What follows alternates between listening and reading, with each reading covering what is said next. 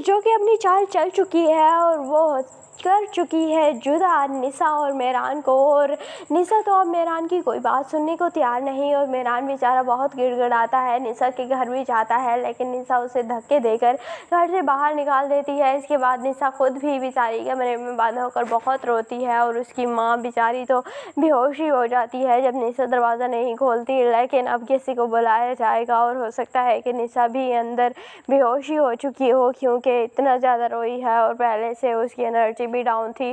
तो इस वजह से अब निशा और मेहरान की राहें जुदा हो चुकी हैं। और निशा की दोस्त को जैसे ही पता चलता है तो वो मेहरान से कहती है कि आपको इतना बड़ा झूठ नहीं बोलना चाहिए था निशा से, और अब तो वो तुम्हारी कोई बात नहीं सुनेगी और दुनिया इधर की उधर हो जाए, लेकिन निशा अब तुम्हारे लिए कभी राज़ी नहीं होगी। और मेहरान बेचारा उसे मनाता रह जाएगा, लेकिन निशा अब शादी का फैसला करेगी और वो भी राशिद भाई के साथ। इस वजह से उनकी शादी के फंक्शन भी शुरू हो जाएंगे, जिसमें फिर मेहरान आता है। मेहरान निशा को कन्वेंस करने की कोशिश करता रहता है लेकिन निशा उसकी कोई बात नहीं सुनती और टस से मस नहीं होती है और मेहरान से कहती है कि यहाँ से चले जाओ, हमारी किस्मत में यही लिखा था। और फिर मेहरान वहाँ से चला जाता है, लेकिन कुछ ना कुछ ऐसा होगा कि इन दोनों की शादी नहीं होगी और निशा जो है वो फिर भी राज़ी नहीं होगी मेहरान से शादी करने के लिए। और आगे जाकर गुल क्या करने वाली है और किस तरह इन दोनों की शादी को रोकेगी और क्या गुल वाकई विलन है या नहीं, अभी तो इस बात में भी मैं कंफ्यूज हूँ।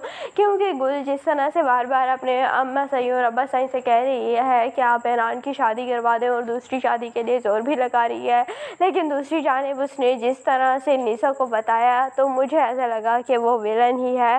क्योंकि अगर मेहरान निशा को ये सारी बातें बताता तो मेहरान किसी न किसी तरह से निशा को कन्विंस कर ही देता, लेकिन गुल ने ये सब कुछ करके उनका प्रोग्राम और भी ज़्यादा बिगाड़ दिया। तो आपको क्या लग रहा है कि क्या गुल वाकई इस ड्रामे में विलन है या नहीं? कमेंट सेक्शन में अपनी कीमती राय का ज़रूर इज़हार कीजिएगा और अगर वीडियो अच्छी लगे तो वीडियो को लाइक और चैनल को ज़रूर सब्सक्राइब कर दीजिएगा।